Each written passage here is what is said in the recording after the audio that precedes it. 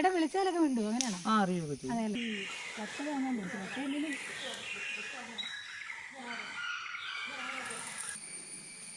ആൾക്ക് തൊട്ടടുത്തിന് ടാങ്കൊക്കെ ഉണ്ടല്ലേ വെള്ളം കുടിക്കാനായിട്ട്.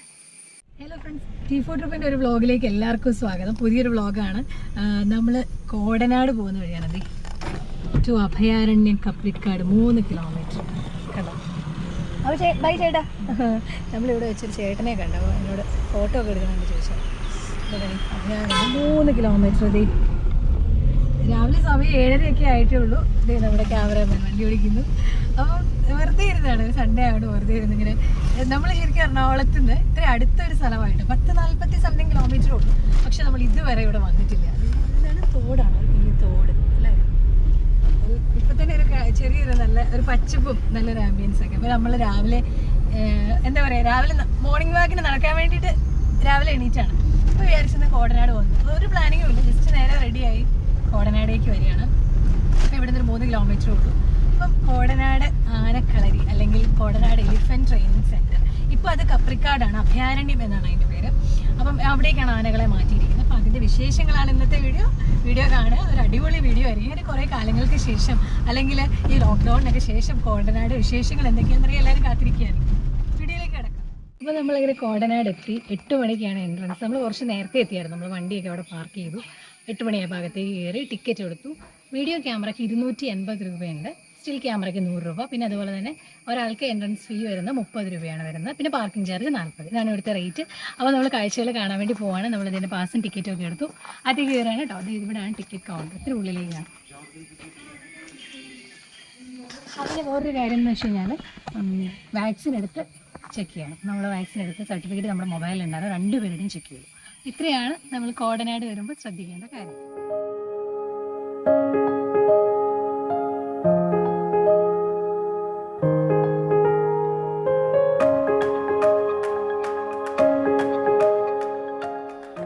അപ്പോൾ അവിടെ ഒരു എക്കോ ഷോപ്പ് ഉണ്ടായിരുന്നു. അവിടെ സാധാരണ എക്കോ ഷോപ്പിലുള്ള പോലുള്ളത്. പിന്നെ നമ്മൾ അവിടെ എൻട്രൻസിൻ്റെ അവിടെ നിന്ന് കയറി. അപ്പോൾ ഇത് നമ്മൾ മാൻ പാർക്കും എലിഫൻറ്റ് ക്യാമ്പിലേക്കുള്ള റോഡാണ്. ഇവിടെ ആനപ്പിണ്ടം കിടക്കുന്നു, ഇതിലൂടെ ആന നടത്തും. അപ്പോൾ അങ്ങനെയുള്ളൊരു റോഡാണ്. ഇവിടെയൊക്കെ കുറേ ചെടികളുണ്ട്. ഇവിടെ സൈഡിലൊക്കെ കുഞ്ഞു കുഞ്ഞ് കുറേ ചെടി, മധുരക്കിഴങ്ങ്, ഇതുകൊണ്ട് സ്വീറ്റ് പൊട്ടറ്റോ, മധുരക്കിഴങ്ങ്, അങ്ങനത്തെ കുറേ ചെടികൾ. പിന്നെ കുറേ ശലഭങ്ങളുടെ പേര് ഒക്കെ എഴുതിയിട്ടുണ്ട്. വെറ്റില ഉണ്ടോ. നമ്മൾ നടന്നു പോണ വഴിയാണ്. കുറച്ചങ്ങോട്ടേക്ക് നടക്കാനുണ്ടെന്നാണ് പറഞ്ഞത്. എനിക്ക് തോന്നുന്നു ഇതുവരെയായിട്ട് നമ്മുടെ വണ്ടി മാത്രമേ വന്നിട്ടുള്ളൂ. നമ്മൾ 7:45 ആയപ്പോഴത്തേനും വന്നല്ലോ. അവിടെ നമ്മുടെ വണ്ടി മാത്രമേ ഉള്ളൂ. കുറച്ച് ദൂരം നടക്കണം. ഒന്നും കഴിച്ചതില്ല, എനിക്ക് ചെറിയ രീതി വിശക്കുന്നുണ്ട്. പിന്നെ ഒത്തിരി ഫുഡ് കഴിച്ച് നടക്കാനും പറ്റില്ല.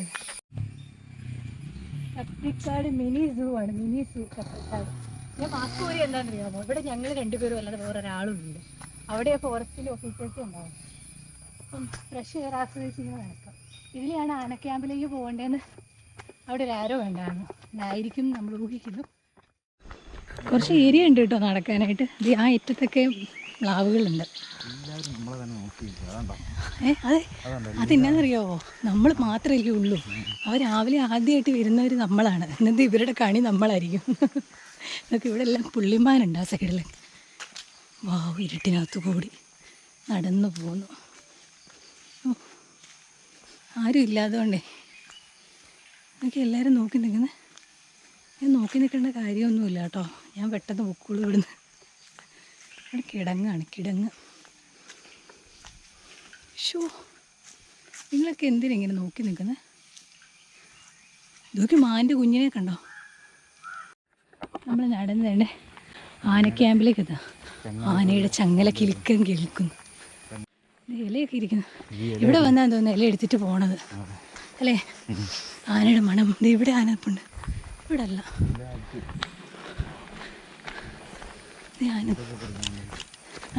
ഹരിപ്രസാദ് നിൽക്കുന്നു ഗൈസ്. കോടനാട് ഹരിപ്രസാദാണ്. ഞങ്ങൾ കുറച്ച് ദിവസമായി ഹരിപ്രസാദിൻ്റെ വീഡിയോ ചെയ്യാനായിട്ട് ഇവിടെ വരണം എന്ന് വിചാരിക്കുന്നു. അതേ വന്നപ്പോൾ ആൾ രാവിലെ തറയിൽ നിൽക്കുകയാണ്, നോക്കി നിൽക്കുകയുണ്ടോ എന്നെ.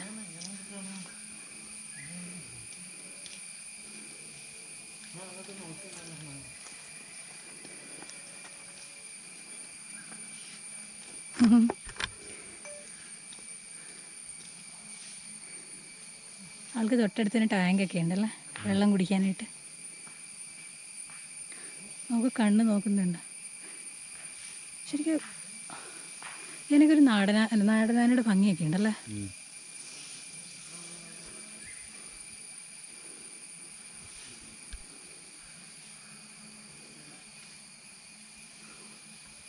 ഹരിപ്രസാദിനെ കുറിച്ച് പറയുകയാണെന്നുണ്ടെങ്കിൽ കാണുമ്പോൾ നമ്മൾ പറയുന്നത് നാടൻ ആനയുടെ ഭംഗിയുള്ള ആനയാണെന്ന് പറഞ്ഞു. ശരിക്കും പറഞ്ഞാൽ ഈ ആന ആസാമിൽ നിന്ന് വന്ന ആനയാണ്. കൊല്ലത്തുള്ള ഏതൊരു ഹോസ്പിറ്റലിലെ ഒരു ആൾ അവർ ആ ആനയെ ആസാമിൽ നിന്ന് എടുക്കുകയും അങ്ങനെ ആസാമിൽ നിന്ന് വരുന്ന വഴിക്ക് ബീഹാറിൽ വെച്ചിട്ട് ഈ ആനയ്ക്ക് മതപ്പാടുണ്ടായിട്ട് ഈ ആന അവിടെ ബീഹാറിൽ അവിടെ തളച്ച് കഴിഞ്ഞ് കുറച്ച് കഴിഞ്ഞപ്പോൾ ഈ ആന അതായത് ആ മതപ്പാടിൻ്റെ സമയത്ത് ചങ്ങല പൊട്ടിച്ച് ആന പോവുകയുണ്ടായി. അങ്ങനെ ചങ്ങല പൊട്ടിച്ച് ആന പോയി, ആന കാട്ടിൽ കയറി. അപ്പം അത് കഴിഞ്ഞ് കുറച്ച് കഴിഞ്ഞപ്പോഴത്തേനും ഇതിനെ എങ്ങനെയാലും കൊണ്ടുവരണമല്ലോ. അങ്ങനെ ചമ്പ എന്ന് പറഞ്ഞൊരു പിടിയാനയെ കൊണ്ടുവന്ന് ആ പിടിയാനെ വെച്ച് ആനെ എന്താ പറയുക, ശരിക്കും പറഞ്ഞാൽ ഒന്ന് മഴക്കി കൊണ്ടുവരാൻ വേണ്ടി ആ ആനെ രാത്രിയിൽ കാട്ടിൽ നിർത്തി വെച്ചു. സംഭവിച്ചത് എന്താണെന്ന് വെച്ച് കഴിഞ്ഞാൽ നമ്മുടെ ഹരിപ്രസാദ് രാത്രി വന്ന് ആ ആനയെ മയക്കി ആനയും ഹരിപ്രസാദും കൂടി കാട്ടിലേക്ക് പോയി. ചമ്പയും ഹരിപ്രസാദും കൂടെ കാട്ടിൽ പോയി. അങ്ങനെ കാട്ടിൽ പോയിട്ട് പിന്നെ ഇവർക്ക് പിടിക്കാൻ പറ്റില്ല. അപ്പം അത് കഴിഞ്ഞ് അവർ മയക്കുവെടിയൊക്കെ വെക്കാൻ നോക്കി. അപ്പോൾ അന്ന് ബീഹാറിൽ കാട്ടിലുള്ളിലുള്ള ഒരു ഖാൻ ബ്രദേഴ്സ് എന്ന് പറഞ്ഞിട്ടുള്ള കൊള്ളക്കാരുണ്ടായിരുന്നു. ഈ ആന മതപ്പാടിൽ കാട്ടിൽ കയറിയപ്പോഴത്തേനും അവരെന്തായി, അവർ കാട്ടിൽ നിന്ന് സ്കൂട്ടായി, അവർ കാട്ടിൽ നിന്ന് പുറത്തേക്ക് പോകും. അപ്പം അങ്ങനെ ആ ആളുകൾക്ക് അല്ലെങ്കിൽ അവിടുത്തെ പോലീസിന് അവിടുത്തെ കൊള്ളക്കാരെ പിടിക്കാൻ പറ്റി നമ്മുടെ ഹരിപ്രസാദ് കാരണം. അവസാനം നമ്മുടെ കേരളത്തിൽ നിന്ന് തന്നെ മയക്കുവെടി ഒക്കെ ആയിട്ട് ഇവിടുന്ന് വിദഗ്ധർ വന്ന് അവർ ഒട്ടകത്തിന് പുറത്തൊക്കെ കയറിയാണ് ഈ ആനയെ തളച്ച്. ഈ കഥ എനിക്ക് കിട്ടിയത് നമ്മുടെ FBയിൽ ആനപ്പൊലിമ എന്നുള്ളൊരു ഗ്രൂപ്പിൽ ഒരു ബാലചന്ദ്രൻ ചേന്നമംഗലം എന്ന് പറഞ്ഞൊരു വ്യക്തിയിൽ നിന്നാണ് എനിക്ക് ഈ ഒരു കഥ കിട്ടിയത് കേട്ടോ. അപ്പോൾ അദ്ദേഹത്തിന് താങ്ക് യു ഈ കഥ കിട്ടിയതിൽ. അപ്പോൾ അങ്ങനെയാണ് ഞാൻ അറിയാൻ പറ്റുക. അങ്ങനെ അവസാനം ഈ ആനയെ തളച്ചു. അത് കഴിഞ്ഞിട്ട് ഈ ആനയെ അവിടുന്ന് ഇങ്ങോട്ടേക്ക് കൊണ്ടുവന്നു. നമ്മൾ കന്യാകുമാരിയിൽ എവിടെ വെച്ചിട്ട് ഈ ആന ചട്ടം പഠിപ്പിക്കുന്നത് ഹരിപ്രസാദിനെ. പിന്നെ അവർ അവിടുന്ന് ഭയങ്കര വിരോചിത യാത്രയപ്പൊക്കെ നൽകിയാണ് കൊണ്ടുവന്ന്. അങ്ങനെ കന്യാകുമാരിയിൽ വന്നിട്ട് ഈ ആന ചട്ടം പഠിപ്പിച്ചു. അവസാനം അത് കഴിഞ്ഞ് ആന കൈമറിഞ്ഞ് പാലക്കാട് എങ്ങനെയുള്ള ഒരാളുടെ കയ്യിൽ വരെയും അവസാനം തൃശ്ശൂരാന്ന് തോന്നുന്നുണ്ട്, അവിടെ വെച്ചിട്ട് ഈ ആന ഇടഞ്ഞപ്പം അന്ന് എന്തോ കോടതി വിധിയിൽ, അതായത് ആനയുടെ ഉടമസ്ഥാവകാശം സംബന്ധിച്ച് കോടതി വിധി വന്ന് അങ്ങനെ ഈ ആനയെ ഇങ്ങോട്ടേക്ക് ആക്കുകയാണ് ചെയ്തത്. ഇതാണ് ഞാൻ FBയിൽ നിന്ന് കിട്ടിയ വിവരമാണ്. അപ്പം അങ്ങനെയുള്ള ആളാണ് ഹരിപ്രസാദ്. സ്വന്തം കഥയെ പറഞ്ഞു. എനിക്ക് മനസ്സിലായോ? എനിക്ക് മനസ്സിലായില്ല. അത് അഴിക്കുമായിരിക്കും, നീരൊന്നും ഇല്ലല്ലോ. പക്ഷേ അതുകൊണ്ട് അവർ ആ ഇല കൊണ്ട് അത്രയും ദൂരെ കൊണ്ടിട്ടിരിക്കുന്നുണ്ട്. അവർ നോക്കി നിൽക്കുകയാണ്.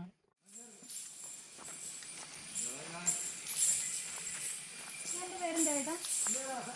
ആശ. കുളിപ്പിക്കാൻ കൊണ്ടുപോകണോ? ഇത് ഏതാ ഏട്ടാ? സുനിതയാണോ? അഞ്ചന. കോടനാട് അഞ്ചന.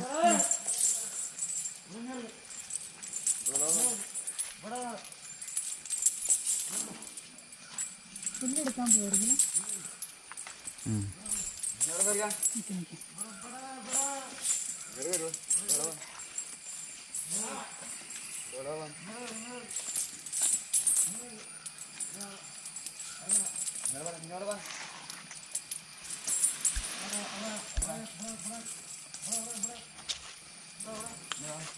അവിടുത്തെ ആന എടുക്കും.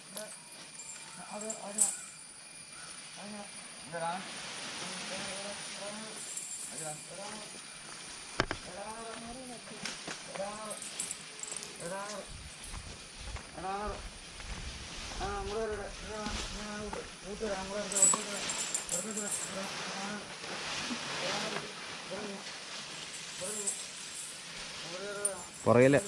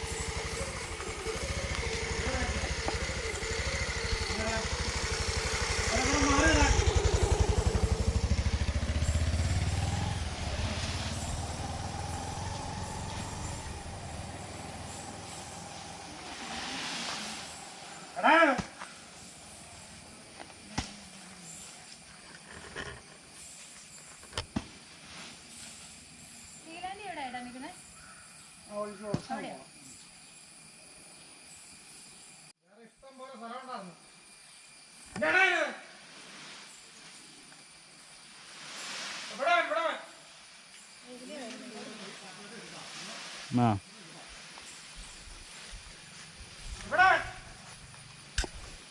നമുക്ക് അങ്ങോട്ട് പോകാം. പീലാണ്ടിയുടെ അടുത്താണ്.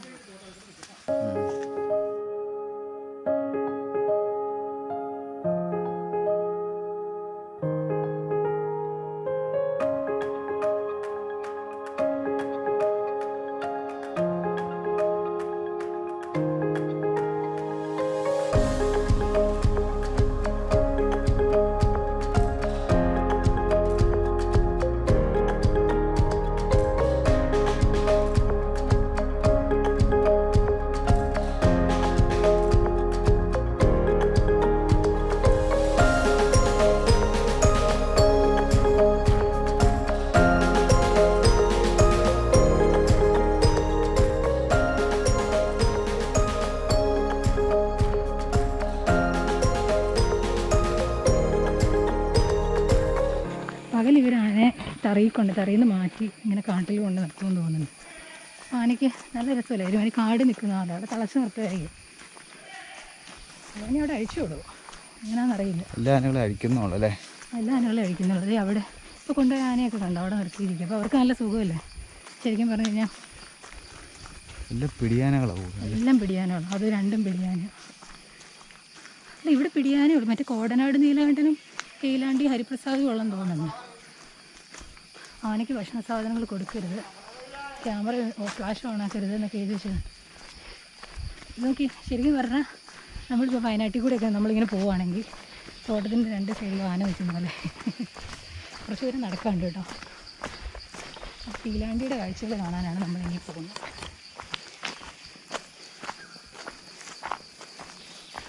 ഇത് കാടല്ലേ? അത് കാടല്ലേ. അങ്ങനെ നമ്മൾ പീലാണ്ടിയെ കാണാൻ എത്തുകയാണ്. പീലാണ്ടിയുടെ കൂടാണ് ഇതവിടെ ലവിടെ.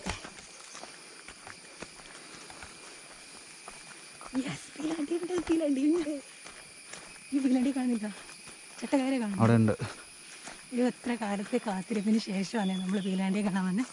2018 ചപ്രക്കണ്ണനെ പോലെ ചപ്രക്കണ്ണനെ പോലെ തന്നെ നിൽക്കാൻ പറ്റുള്ളൂ അല്ലേ? പീലാണ്ടി ചപ്രക്കണ്ണനെ പോലെ തന്നെ ഇരിക്കുന്നല്ലേ.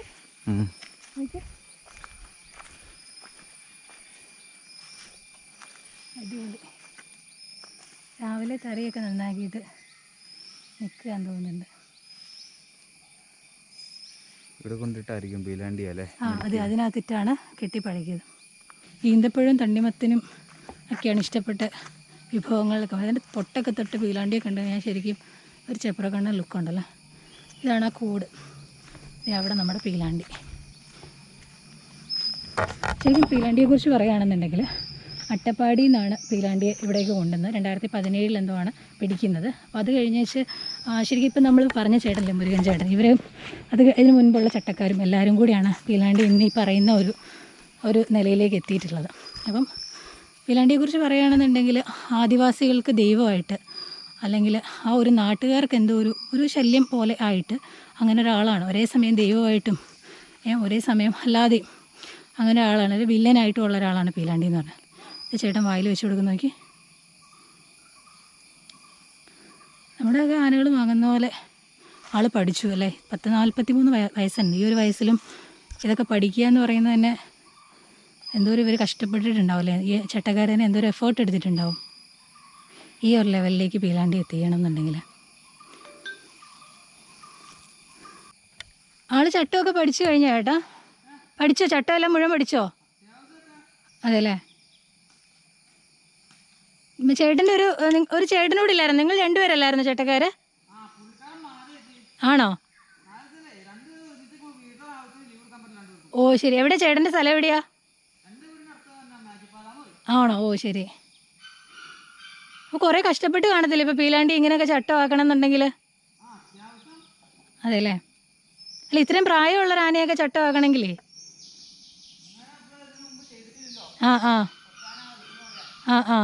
ബുദ്ധിമുട്ടുണ്ടായിരുന്നോ? ആണല്ലേ. ആ കൂട്ടിലല്ലേ? അവിടെയല്ലേ?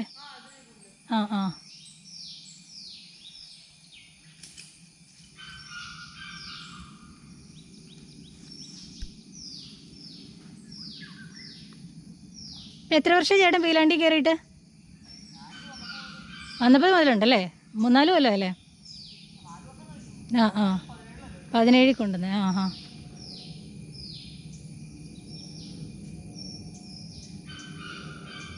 ചേട്ടനേക്ക് അറിയാൻ തുടങ്ങിയോ? തിരിച്ചറിയാൻ തുടങ്ങിയോ? അതെ അല്ലേ? വിളിച്ചാലൊക്കെ മിണ്ടുവോ? ആ ആ ലെവലിൽ എത്തിയല്ലേ? അതെ അല്ലേ?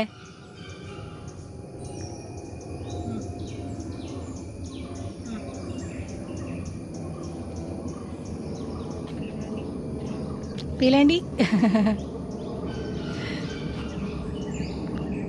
നമ്മൾ എന്താ വിളിക്കുക? പീലാണ്ടി എന്നല്ല ശരിക്കും പറഞ്ഞു കഴിഞ്ഞാൽ, പീലാണ്ടി ചന്ദ്രു എന്നാണ്. കാര്യം എന്താണെന്ന് വെച്ച് കഴിഞ്ഞാൽ, ഇതിന് പേര് ആദ്യം കോടനാട് ചന്ദ്രശേഖരൻ എന്ന് പേരിട്ടു. ഫോറസ്റ്റുകാരൻ കോടനാട് ചന്ദ്രശേഖരൻ എന്ന് പേരിട്ടിട്ട് അത് കഴിഞ്ഞാണ് ഇവർ ആദിവാസികളും അതുപോലെ തന്നെ പരിസ്ഥിതി പ്രവർത്തകരും ഒക്കെ ആനയുടെ പേര് ഒരു ബ്രാഹ്മണിക്കൽ നെയിമാണെന്നും പറഞ്ഞ് എന്താ ചീഫ് വൈൽഡ് ലൈഫ് വാർഡനോ അങ്ങനെ എന്താ പരാതി കൊടുക്കുക, ഹൈക്കോടതി കൊടുക്കുക, അവരൊക്കെ പരാതിയൊക്കെ കൊടുത്തു. അവസാനം അങ്ങനെയാണ് ചീഫ് വൈൽഡ് ലൈഫ് വാർഡനാണ് അതിൻ്റെ പേര് മാറ്റി പീലാണ്ടി ചന്ദ്രു എന്നാക്കിയത്. പകുതി ആദിവാസികളുടെ പേരും പകുതി ഒരു പേര് അവർ പറയുന്ന രീതി ചന്ദ്രു എന്ന് ആക്കി. അതും പീലാണ്ടി എന്ന് പറഞ്ഞാൽ ശരിക്കും 9 പേരെ എന്തോ കൊന്നു എന്നാണ് ഇതിൽ പറയുന്നത്. പക്ഷേ ഈ ആനയെ കണ്ടൊരാൾ പേടിച്ച് തട്ടി വീണാലും അത് ശരിക്കും പറഞ്ഞാൽ ആനയുടെ തലയിലാവുന്ന ഒരാണല്ലോ. നമുക്കതുകൊണ്ട് അറിയാൻ പറ്റത്തില്ല. കാരണം ആദിവാസികൾ അങ്ങനെയുള്ളവരൊക്കെ പറയുന്നത് വെച്ച് കഴിഞ്ഞാൽ ശരിക്കും ഈ പീലാണ്ടി എന്ന് പറഞ്ഞൊരു വ്യക്തിയെ മാത്രമേ ഇത് കൊന്നിട്ടുള്ളൂ. ബാക്കിയൊക്കെ അങ്ങനെയൊക്കെ ആളുകളൊക്കെ പറയുന്നുണ്ടെന്നൊക്കെ ഞാൻ ന്യൂസിൽ കണ്ടു. നമുക്ക് കറക്റ്റ് വിവരം അറിയില്ലല്ലോ. അപ്പോൾ അങ്ങനെ അവസാനം കൊന്നയാളോ അങ്ങനെ എന്തോ ആണ് ഈ പീലാണ്ടി. അങ്ങനെയാണ് ആളുടെ പേര് അങ്ങനെ വന്നത്. ശരിക്കും പറഞ്ഞാൽ ആ പീലാണ്ടി എന്ന് പറഞ്ഞ പേര് തന്നെ അല്ലേ, ആ കേൾക്കും ഒരു വില്ലൻ്റെ അല്ലേ, ഒരു വില്ലൻ. പീലാണ്ടി ചന്ദ്രു വില്ലൻ്റെ പേരാണ്. നോക്കി നിൽക്കുക കേട്ടോ. ചേട്ടൻ എന്നെ വിളിക്കുന്നതാനെ? ആ അല്ല കാണുമ്പോൾ എങ്ങനെയാ, എന്തേലും വിളിക്കുമോ അതോ പീലാണ്ടിന്ന് വിളിക്കുമോ? അറിയാനൊക്കെ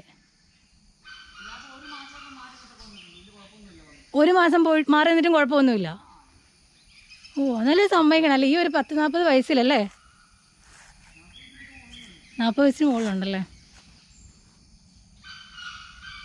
ശരിക്കും ഇത് എങ്ങനെയാന്നേ 40 വയസ്സുണ്ടെന്ന് അറിയുന്നേ? ഓ അങ്ങനെയാണോ? ഓ ശരി. ഇന്നിപ്പോൾ ആൾ കുറവാന്ന് തോന്നുന്നല്ലേ? പീലാണ്ടിയെ കാണാൻ ആൾക്കാരൊക്കെ വരാറുണ്ടോ ഒത്തിരി? ആ ആളുകളെ കാണുമ്പോൾ അങ്ങനെ എന്തെങ്കിലും ദേഷ്യം അങ്ങനെ എന്തെങ്കിലും ഉണ്ടോ? ആ ഓ ശരി. ഇപ്പം ആളുകൾ അങ്ങനെ വരാൻ തുടങ്ങി കാണുകയല്ലേ? ആ ആയിരിക്കും. ഇവിടെ മാനുകളൊക്കെ നമ്മളെ കണ്ടപ്പോൾ എണീറ്റ് നോക്കുന്നത് മറന്നുപോയി കാണും ആളുകളെ. പെട്ടെന്ന് ആളുകളെ കാണുമ്പോഴേ അതെ പെട്ടെന്നൊക്കെ കാണുമ്പോഴേ അത് ശരിയാ പറഞ്ഞു. ശരിക്കും ഈ ചെപ്രക്കണ്ണൻ, പുതുപ്പള്ളി അർജുനൻ, പീലാണ്ടി ഇവരൊക്കെ ഏതാണ്ടൊരു അല്ലേ? ആ തലയൊക്കെ കണ്ടില്ലേ, ഒരേ ഒരു ലെവലാണ്. അഴിക്കുവാണോ അതോ അഴിച്ചുകൊണ്ട് വേണോ അങ്ങോട്ട് നീട്ടാൻ അല്ലേ? അവിടെ ഒക്കെ ഉണ്ട്. ആ ഓ ശരി. നേരം. പക്ഷെ ഇങ്ങോട്ട് കിടക്കാൻ വേറെ വഴിയില്ലല്ലോ അല്ലേ? ഈ ട്രെഞ്ചല്ലേ ഉള്ളൂ. അതെ. ഇറങ്ങുമോ? വേറെ ആനകളല്ലേ? അത് ശരിയാ. ഇടിച്ചിടിച്ച് കയറി വരാമല്ലോ അല്ലേ? അതിന് പറ്റിയ കൊമ്പും ഉണ്ട് ആൾക്ക്. നല്ല മണ്ണിട്ട് കുത്തി വരാം.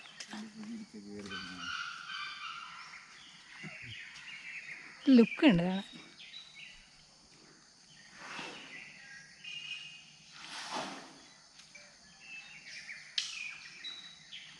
മനസ്സിലായെന്ന് തോന്നുന്നു.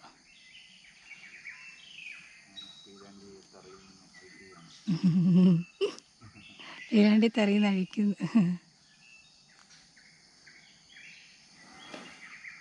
കുറേ ദിവസം ഇതിനെ വന്ന് കാണണമെന്ന് വിചാരിക്കുന്നു.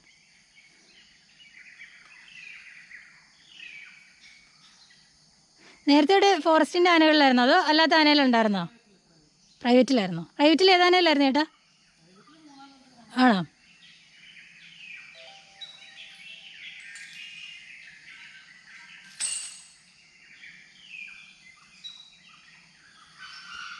ആ ചങ്ങല പോലെ ചേട്ടൻ തൊട്ട് തൊഴുതിട്ടാട്ടോ കഴിക്കുന്നത്. ഇവർക്കൊക്കെ എന്തൊരു വിശ്വാസം അല്ലേ, അവരുടെ ഒരു ജോലി എന്ന് പറയുന്നില്ലേ, ജീവനും ജോലിയും ഒരുപോലെ അല്ലേ. ചങ്ങല പോലെ ചേട്ടൻ തൊട്ട് തൊഴുതിട്ടാണ് കഴിക്കുന്നത്. യെസ്, പീലാണ്ടി നടന്നു പോവുകയാണ്. പീലാണ്ടി നടക്കുന്നു. ബിജി വിട് ബിജി വിട് ബിജി വിട് ബിജി വിട്. ഓ പീലാണ്ടി പട്ട താങ്ങാൻ പഠിച്ചു. പട്ടയല്ലല്ലോ, അങ്ങനെയാണോ ഇവിടെ താങ്ങുന്നത്? അതെ അതെ അതെ അതെ, വളഞ്ഞു പോയടാ, വളഞ്ഞു പോയി. അതെ അതെ അതെ, അടിപൊളി സീനായി പോയി.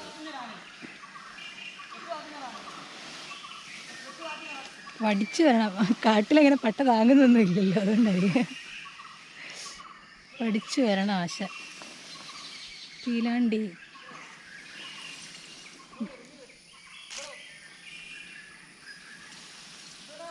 നടക്കാൻ എന്ത് ബുദ്ധിമുട്ടാ, നല്ല ഗുണ്ടുമണി ആയിട്ടിരിക്കുന്നല്ലേ.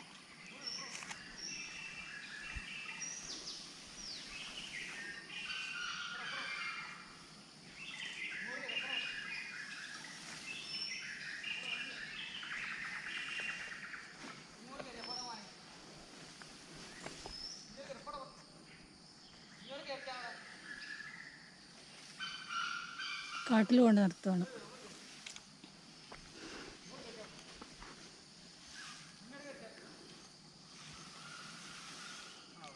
ശരിക്കും ഇവിടെ ഒരു കാടിൻ്റെ ആംബിയൻസ് ഉള്ളതുകൊണ്ട് ആനയ്ക്ക് അങ്ങനെ വലിയ ഇത് തോന്നത്തില്ല അല്ലേ. ഞെട്ടുന്നുണ്ട് ആനടക്ക്. താഴെ ഞെട്ടില്ലല്ലോ.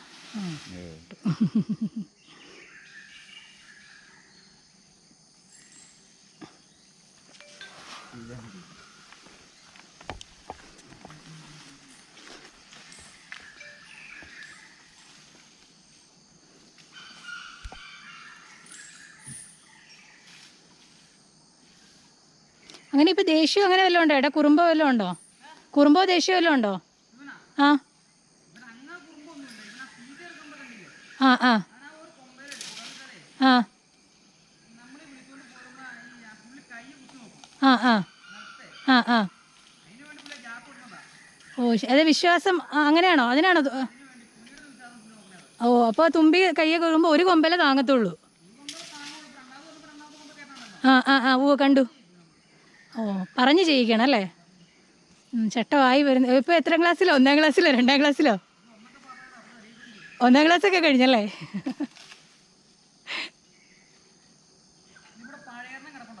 എന്തോ? ആ ആ ഇഷ്ടമല്ല. ഓ അതൊക്കെ വെറുപ്പാണ്. വൃത്തിയുള്ള ആളാണ്.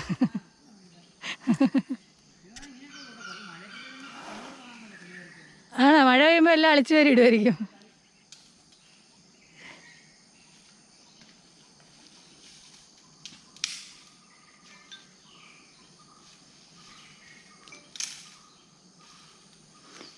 ചേട്ടക്കാർ ഇവിടെ താമസിച്ചു തന്നെ ഇതിനെ മരിക്കിയതല്ലേ? ചേട്ടൻ ഇവിടെ ഉണ്ടായിരുന്നല്ലേ?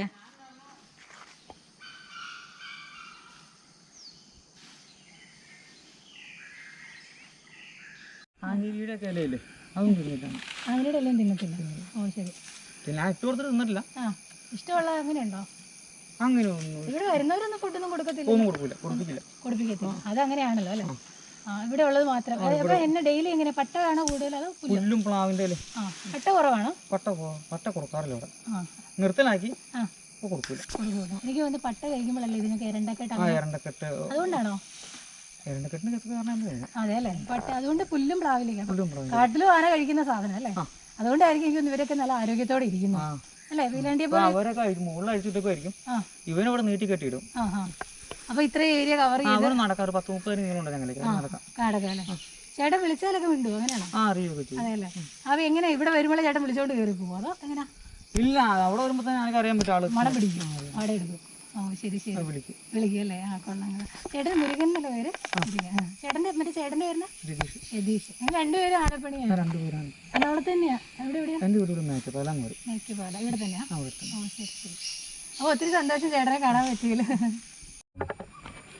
അപ്പം നമ്മളങ്ങനെ പീലാണ്ടിയുടെ വിശേഷങ്ങൾ അറിഞ്ഞു. കോടനാട് ഹരിപ്രസാദിനെ കണ്ടു, ബാക്കി ആനകളെ കണ്ടു. അഞ്ജന, സുനിത, ആശ, പാർവതി ഉണ്ടായോ? കുറേ ആനകളെ കണ്ടു. പേരൊക്കെ ഞാൻ അങ്ങോട്ടും ഇങ്ങോട്ടും എപ്പോഴും മാറും. ആനകളെ കണ്ടു. പിന്നെ എന്താണ് ഇവിടുത്തെ കാഴ്ചകൾ കണ്ടു. പീലാണ്ടിയുടെ ചട്ടക്കാരനെ കണ്ടു. അടിപൊളി ഒരു എന്താ പറയുക, നല്ലൊരു എക്സ്പീരിയൻസ് ആയിരുന്നു അല്ലേ? ശരിക്കും നല്ല എക്സ്പീരിയൻസ് ആട്ടോ. കോടനാട് ഇപ്പം ലോക്ക്ഡൗണിന് ശേഷം കുറേ എന്താ പറയുക, ഒരു ഗ്യാപ്പിന് ശേഷം വരുമ്പോൾ ഇവിടുത്തെ ഈ ഒരു കാട് അല്ലെങ്കിൽ ഈ ഒരു സ്ഥലത്തിൻ്റെ ഒരു ഭംഗി എല്ലാം കൂടി നല്ല അടിപൊളി എക്സ്പീരിയൻസ് ആയിരുന്നു. അപ്പം എന്താ പറയുക, ഇന്നത്തെ വീഡിയോ എല്ലാവർക്കും ഇഷ്ടപ്പെട്ടു എന്ന് വിചാരിക്കുന്നു. നിങ്ങളുടെ അഭിപ്രായങ്ങളൊക്കെ കമൻറ്റ് ചെയ്യുക. എന്താണ് T4 ട്രിപ്പ് എന്നാണ് ചാനലിൽ വരുന്നത്. ഇപ്പോഴും ഞാൻ പറയും, നമ്മുടെ ട്രിപ്പുകൾ കൂടുതലും ഇങ്ങനെയൊക്കെ ആയിരിക്കും. ഏതെങ്കിലും കാട് വേസ്റ്റ്, ആനകൾ ഒക്കെ, നമുക്ക് അതാണ് ഏറ്റവും സന്തോഷമുള്ളത്.